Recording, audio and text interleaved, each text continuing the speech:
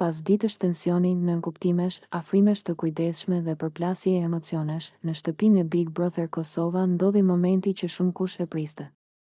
Një çast i vogël në kohë, por i madh në ndjesi, puthja e parë mes Klodit dhe Elionës, ishte një mbrëmje e qetë, ku bisedat ishin shuar dhe banorët po shpërndaheshin nëpër hapësirat e shtëpisë.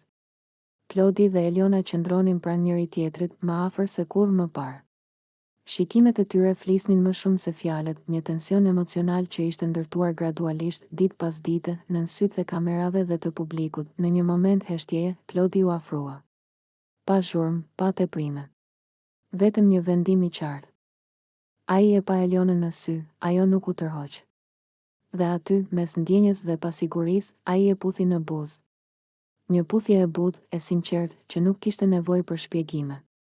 Eliona mbeti për disa sekonda e ngrirë, pastaj buzëqeshi, një buzëqeshje që tregonte se ai moment ishte i dëshiruar, i pritur dhe i ndjerë. Ky çast shënoi një kthes të madhe në dinamikën e shtëpisë. Jo vetëm për çiftin, por për të gjithë banorët. Sepse puthja nuk kaloi pa u vënë re Benita, e cila ndodhe jo shumë larg, e pa gjithçka.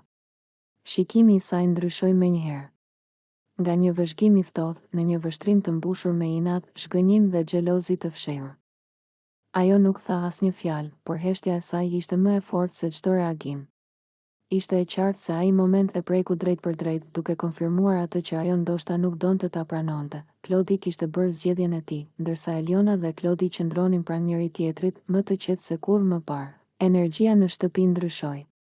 Puthja e tyre nuk ishte vetëm një akt romantik, ishte një deklaratë. Një vijë e qartë mes asaj që ishte më parë dhe asaj që po fillonte tani. Big Brother Kosova edhe një herë dëshmoi se është një lojë ku ndjenjat nuk mund të kontrollohen. Ku afrimet kthehen në histori dhe një puthje e vetme mjafton për të ndezur xhelozi. Debate dhe diskutime të pafundme brenda